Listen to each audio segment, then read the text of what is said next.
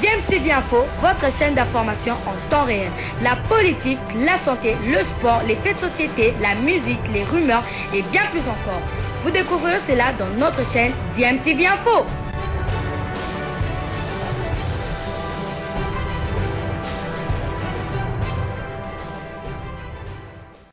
Vous êtes sur DMTV, bonjour ou bonsoir, tout dépend de l'heure à laquelle vous nous suivez. Tout plaisir est pour nous de vous retrouver, mais surtout de savoir que vous êtes nombreux en train de suivre votre chaîne YouTube DMTV. DMTV qui vous propose l'actualité, mais vous propose aussi des analyses et des réflexions sur des sujets d'actualité, sur des faits sociaux ou tout simplement sur des réalités que nous observons ici chez nous en République démocratique du Congo. Ce lundi 6 septembre 2021, au stade de l'amitié Général Mathieu Kérékou de Cotonou, la République démocratique du Congo sera face au Bénin pour le compte de la deuxième journée des éliminatoires de la Coupe du Monde Qatar 2022. Si la Confédération africaine de football CAF a approuvé la présence de 5000 supporters, le protocole sanitaire Covid-19 sera très strict. Et pour cette deuxième journée des éliminatoires de la Coupe du Monde Qatar 2022, le Bénin qui affronte ce lundi 6 septembre 2021 la République démocratique du Congo a vu la Confédération africaine de football officiellement autorisé 5000 supporters à suivre ce match, mais il y a quelques jours, une décision du gouvernement béninois avait décidé de suspendre toute activité sportive à l'exception de quelques rencontres internationales avec un protocole sanitaire Covid-19 très strict. Les événements à caractère culturel, festif et sportif sont désormais interdits. Toutefois, les compétitions internationales peuvent se tenir à huis clos avec le pass sanitaire pour les sportifs et leur staff.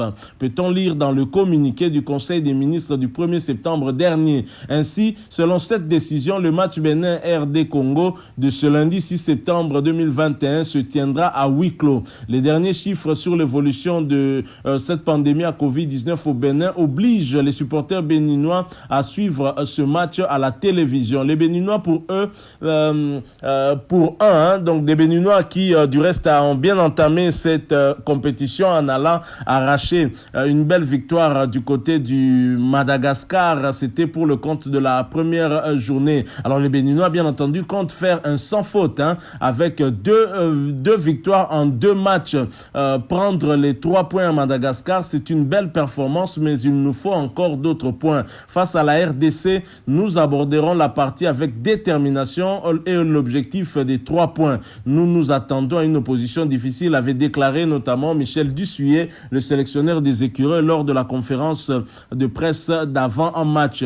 Si le Bénin a récupéré sa star clermontoise Jodel Dessous, nos fauves, les léopards de la République démocratique du Congo, sont cependant décimés par plusieurs absences de taille, à savoir Jackson Mouleka, blessé avec le Standard de Liège, Gaël Kakuta et d'autres joueurs, bien évidemment, qui n'ont pas pu effectuer le déplacement et qui ne sont donc pas disponibles. Le Bénin occupe pour le moment la première place du classement du groupe avec 3 points, suivi de la RDC de la Tanzanie, respectivement 2e et 3e avec une unité chacune, alors que les Malgaches sont bon dernier. Et ce match qui va opposer la République démocratique du Congo au Bénin à Cotonou, au stade de l'amitié Général Mathieu Kérékou, sera officié par un quatuor arbitral burkinabé. Depuis ce samedi 4 septembre, les arbitres désignés pour la circonstance ont foulé le sol béninois. Le quatuor arbitral est burkinabé et conduit par Jean Ouattara, l'arbitre central.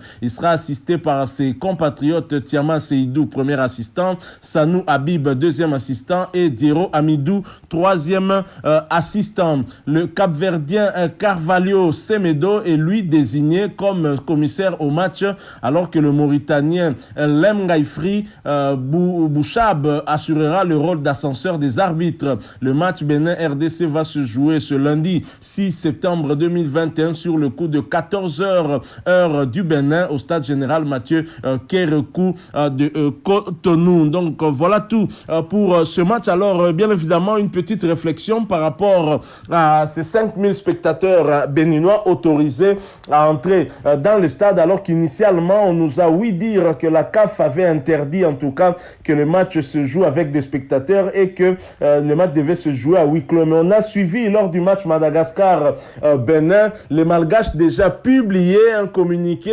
faisant état de l'autorisation de la CAF sur la présence des supporters, au moins 10 000 au stade de Madagascar, alors qu'à Lubumbashi, les Léopards jouaient à huis clos. Donc ce n'est pas normal. On a vu lors de la première journée, beaucoup de pays, en tout cas, autoriser les supporters à prendre part à leur match. Mais pourquoi alors cela arrive qu'à la République démocratique du Congo? Est-ce une politique de 2 poids à 2 mesures ou encore un problème de désordre au sein de la Fédération congolaise de football association qui n'avait pas la dernière mise à jour, la dernière information de la CAF? C'est une question que nous sommes en train de nous poser parce que d'autres pays ont joué en présence de leur public qui les ont poussés vers la victoire, vers un bon résultat. Notre public aurait certainement permis à ce que les Léopards peut-être aillent un peu plus loin que ce match nul obtenu face à la Tanzanie alors que nous menions par le score d'1-0 inscrit par Dieu merci Mbokani et puis rattrapé par la suite par les Tanzaniens. Est-ce une politique de 2 poids 2 mesures ou c'est une fois de plus l'incompétence de ceux qui dirigent la Fédération congolaise de football association et qui ne se sont pas mis à jour pour avoir les dernières informations de la CAF et ainsi autoriser le public à entrer avec un match qui était très largement mal organisé du côté de Lubumbashi, qui a laissé vraiment beaucoup d'observateurs vraiment tristes de voir la manière dont certaines personnalités, certains anciens joueurs, du reste capitaines de la RDC être traités, et ceci vraiment dénote d'une très très mauvaise organisation. Mais alors voilà, les Béninois en tout cas, eux après avoir joué devant un public malgache vont bénéficier aussi à leur tour de leur public, espérant que pour le match de la 3e journée, espérons que ça va se jouer non seulement à Kinshasa, mais que le public sera aussi accepté dans le stade des Martyrs. Alors quittons le Bénin pour aller avoir des nouvelles des Marocains, les Lions de l'Atlas du Maroc qui se retrouvaient du côté de Conakry hier dimanche 5 septembre 2021. Les Lions qui avaient été bloqués au niveau de Conakry à la suite de ce putsch, de ce coup d'État contre le gouvernement du président Alpha Condé. Heureusement, les Lions de l'Atlas sont de retour au Maroc en provenance de Conakry. La sélection du Maroc, un temps bloquée par le coup d'État militaire en cours à Conakry, où elle devait affronter la Guinée lundi lors des éliminatoires du Mondial 2022, a quitté dimanche soir la Guinée, a déclaré à l'AFP un responsable de la Fédération marocaine de football. Les Lions de l'Atlas sont embarqués et sont en route vers le Maroc grâce aux efforts de Sa Majesté le roi Mohamed VI, a indiqué à l'AFP un responsable de la Fédération royale marocaine de football, FRMF, Mohamed Makrouf, bien sûr. Il devait affronter lundi la Guinée, une rencontre qui a finalement été reportée afin d'assurer la sécurité et la sûreté des joueurs et de protéger tous les officiels du match, a précisé la Confédération africaine de football dans un communiqué cité par l'agence de presse marocaine MAP. La reprogrammation du match sera communiquée ultérieurement. Des officiers des forces spéciales guinéennes ont affirmé dimanche avoir capturé le chef de l'État Alpha Condé, pris le contrôle de Conakry et dissous les institutions. Aucun mort n'avait été rapporté dimanche durant ce coup de force, malgré les crépitements intenses d'armes automatiques entendus dans la matinée dans la capitale guinéenne. Le chef des forces spéciales, le lieutenant-colonel Mamadi Doumbouya, a annoncé la fermeture des frontières terrestres et aériennes de ce pays d'Afrique de l'Ouest, plongé depuis des mois dans une grave crise économique et politique. Donc, nous sommes heureux quand même, puisque ces Marocains qui avaient quitté la Guinée sont bien arrivés à Rabat et on remercie, n'ont pas manqué en tout cas de remercier le roi Mohamed VI pour son implication dans leur rapatriement, ce qui est une bonne chose. Nous sommes heureux de savoir qu'ils sont en sécurité.